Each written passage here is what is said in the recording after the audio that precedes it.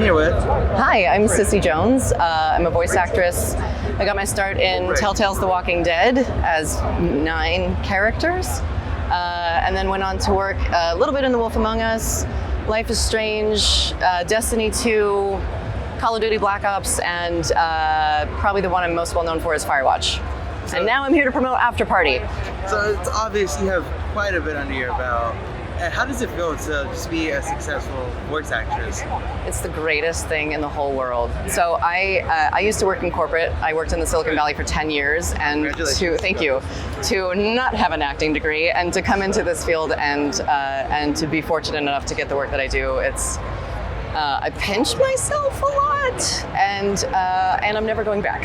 So to be working from a business aspect to acting, that's like apples to oranges right there. Pretty much, yeah. Right. How did you make the jump? Because I know Silicon has a lot of connections to gaming industries, right? Yeah, but it wasn't that. It was more. I think what really helped me is that I went to college for business, so I have a business degree, and I learned how to build a business in the Valley. So I worked for several startup companies, and I learned about infrastructure and hiring and meeting and and I was able to parlay that into acting. You know, I met the right people, I took the right classes, I worked hard. I knew that it wasn't going to happen overnight. I knew I was going to have to spend money to make money. And then when I finally met the right people who were able to champion me and believe in me, it gave me the confidence to go full bore. Now, I know, well, obviously I don't know because I'm not in the industry, but from what I've heard is that working in the acting industry can be like a very cutthroat, or it's very I would say on camera it's very cutthroat. Oh, okay. Voiceover is a totally different beast. Voiceover is some of the most supportive, incredible, buoyant, jubilant people I've ever known in my whole life, and they're so kind, and everybody's like, if I don't book a thing, I want my friend to book the thing. And when I find out that my friend booked the thing, we celebrate together. That's sweet. Which is amazing, you know? And to kind of go back a little bit on some of the work you've done, just looking at your credentials, you've got Spider-Man, you have Firewatch, Destiny, Red Dead, Halos, all sorts of crazy things. Like, I would imagine getting on one AAA platform it's a feat of its own, but to let alone to be on multiple AAA games like this, it's breathtaking, you know? It's fun. Yeah, it's like when I was looking, I was like, oh my god, I know this voice. It's like I'm putting a face to the name, you know? Yeah. Does it ever hit you like, man, I've worked with Rockstar, I've worked with Bungie, Sony? I mean, it's fun. It's fun to walk around this floor at E3 and be like, oh, Bethesda, I was in Fallout 4. Okay. You know, Warner Brothers, I was in Spider-Man, and this, I was in that. Like, yeah, cool. I might know some of the people that are working here. And then, honestly, that's what this event and all of the video game events, the PAXs and the E3s, and to some extent the Comic-Cons, it's going to see my friends that I may have talked with on a session on the phone, but never met in person, and being like, hey, I'm the thing that did the stuff. And they're like, oh my God, you're the one from the thing. And, you know, it's making friends, because it's a really friendly industry. Are there like any companies that you haven't worked for yet that you kind of like are aiming towards? You're like, all of them. All of them. I want all of them. I want all the things. All the things everywhere. Video games, trailers, commercials. Yes, all of them. Yes, please. So, have you done any acting outside of voice acting, or is this... Nope. I do strictly voiceover. Have you thought of venturing over? Nope. I have no interest. What I love about voiceover is that it doesn't matter what I look like. I could be an 80-year-old character, I could be an 8-year-old boy, I could be a cat, I could be an alien, I could be 900 pounds, I could be a waif. Like, it doesn't matter what I look like, as long as I am convincing as a voice, that's what matters. That's why I love it so much, is because, you know, I have a lot of friends in on camera and they're like, oh, I wore the wrong shirt to the audition. And I'm like, really? That's what screws the audition? That's rough. That sounds very, you know, very strict. Me, I'm like, I put clothes on today, so that's good. I mean, worst case scenario, you could just go in pajamas, and as long as you... You could, but it is a business, so I do take it seriously. That's very true. Have you ever done any voice acting outside of video games, such as like animated commercials? Or... Yes, I love video games, and they are so much fun creatively, but they don't pay the bills. So for me, commercials, trailers, sound-alikes, I'm good animation, promo. I've narrated Academy Award nominated documentaries. Congratulations. All this stuff. Yeah, so it's I love working in all the facets of this industry because each of them is a different muscle and they're very separate from one another. So, video games, believe it or not, are wildly different from animation. Commercials are wildly different from narration. Promos are wildly different from trailers. Now, I had spoken to Anji. She was one of the voice actresses for Overwatch, and she did some Fallout stuff. She had explained to me that a lot of the times you don't know how your character looks like, or you don't even know anything. We might not even know the name of the game. Exactly. So how does that feel, knowing like you're essentially walking in blind to this audition? You're like, all right, here's my script. Just let me deliver it. It is at once daunting and liberating because it's daunting in the sense of like, well, I hope I nail the tone that they're looking for. And it's liberating in the sense of like, well, I don't know what you're looking for, so I'm going to be a total idiot, and hopefully the spaghetti that I'm throwing at the wall will eventually stick. Now, when you see like your creations finally come to life, you see them on TV, or you hear yourself on whatever it may be, how does that feel, knowing like, man, I did this? It's pretty fun. It's also super weird. I can't listen to a lot of the stuff that I've done because I'm like, oh, I should have done that. Oh, why did I do that? I should have done the other thing. But it's nice to spend a couple of years working on something and then have it come out, and especially when it's well received. I'm here with my friend Erin Yvette, who I've known for years since The Walking Dead, and we both worked on Firewatch together. If you played the game, she was one of the drunk teens by the lake. I unfortunately never get to play it, but I saw many videos. So I feel like I kind of played it, but it's a very blissful game to watch. It was fun, but we worked on that game, and she actually worked for Campo Santo, the developer. We worked on that game for 2 years. I worked on it for 2 years. You guys probably worked on it for an hour. For like, no, but I mean on the dev side, it was like 4 or 5 years, right?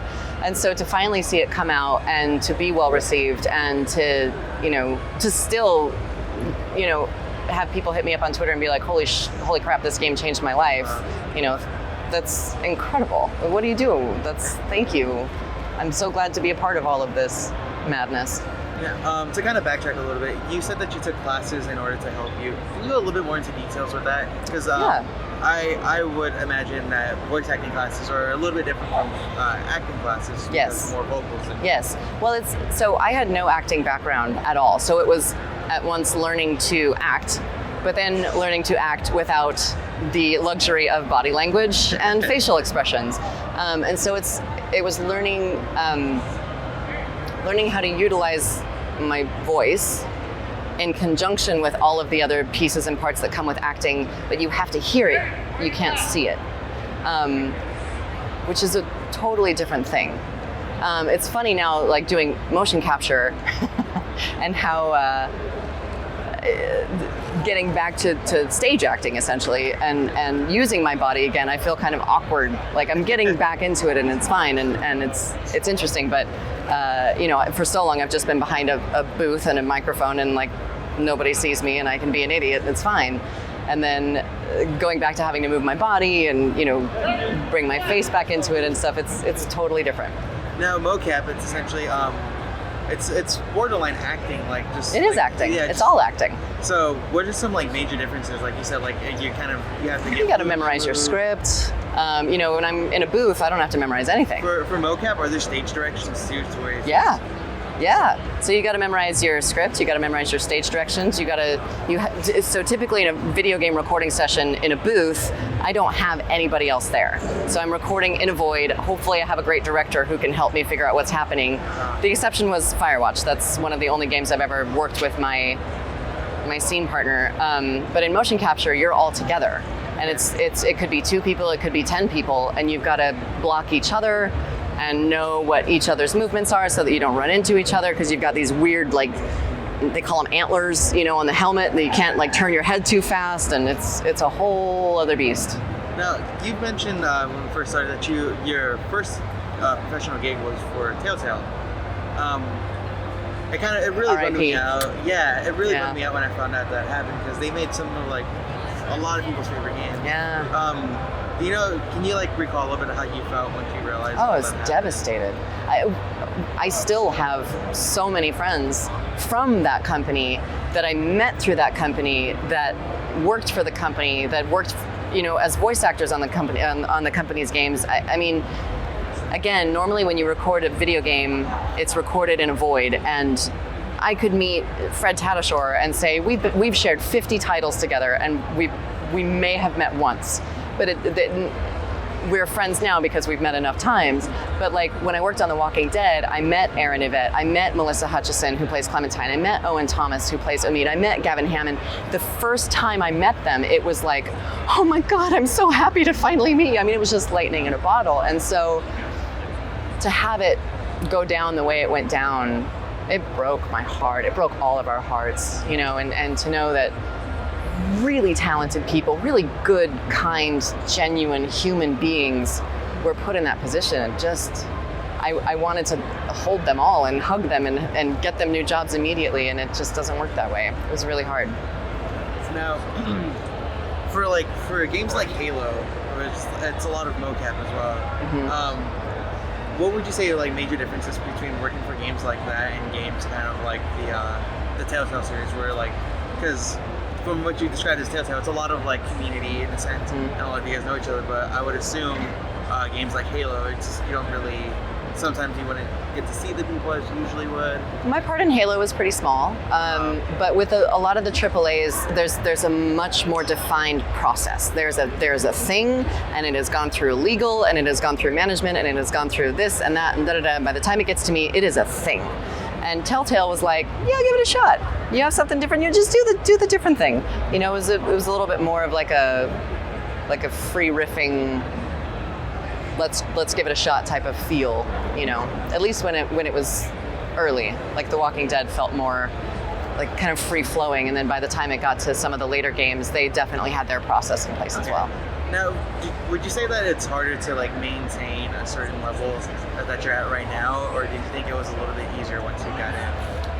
I don't know. I don't know.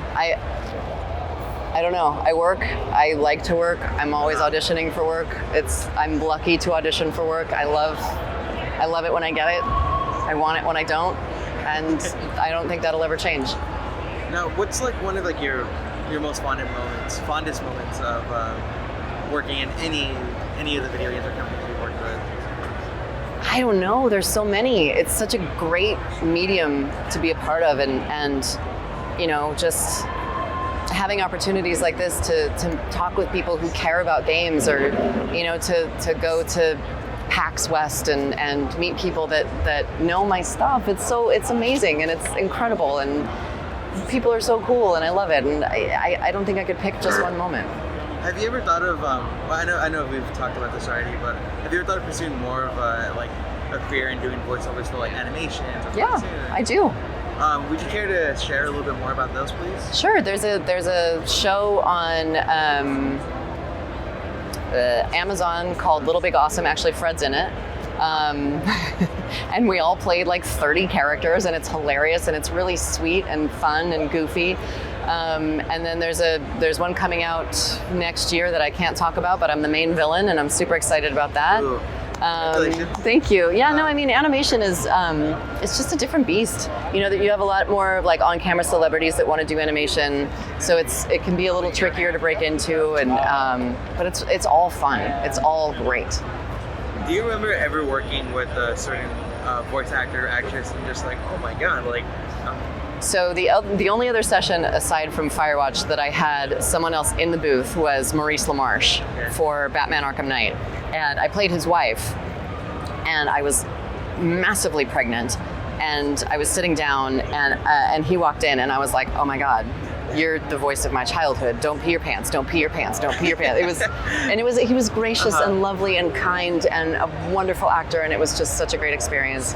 And then another one I walked in for a video game session, and Stan Lee was just walking out. He had just finished his session for a Marvel thing.